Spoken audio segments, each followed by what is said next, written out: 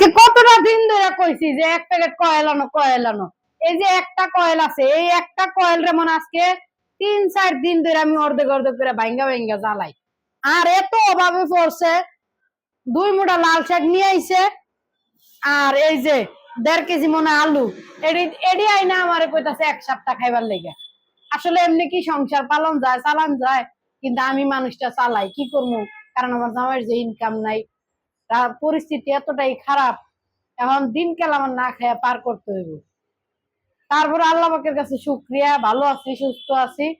কি করবো? জামাই সন্তান নিয়ে এগুলা খাইয়েই দিন পার করবো। ও এনে আবার শুটকিও আছে, আহারে মনে হয় 20 টিয়ার শুটকি নিয়ে আইছে আমার লেগে। এই 20 টিয়ার শুটকি দিয়ে 4 দিন রান্না করতে হইব। এতটুকু 5 টিয়ার করে শুটকি ভাগ করবো, কইরা পরে 4 দিন রান্না করে পরে খামো।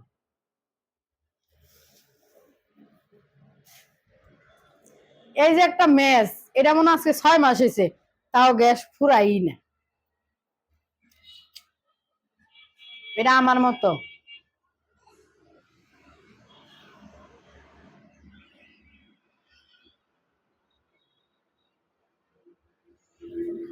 ভাই গো, আপনাকে কাছে অনুরোধ করি, আমার ভিডিওটা সবাই একটু দেখেন, আর আমার সবাই মন থেকে একটু সাপোর্ট করেন। আপনাকে সাপোর্টে, ভালোবাসায় আমি সামনের দিকে আগাইতে চাই গো ভাই। আর যদি আপনারা সাপোর্ট না করেন, তাহলে আমি পিছনের দিকে যামুগা। কারণ আপনাকে সাপোর্টে, ভালোবাসায় আমি উপরে উঠতে চাই।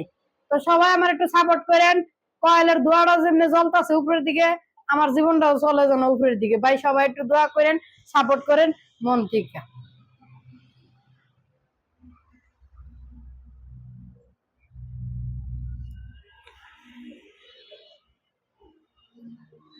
টাটা, বাই বাই, সবাই ভালো থাকেন।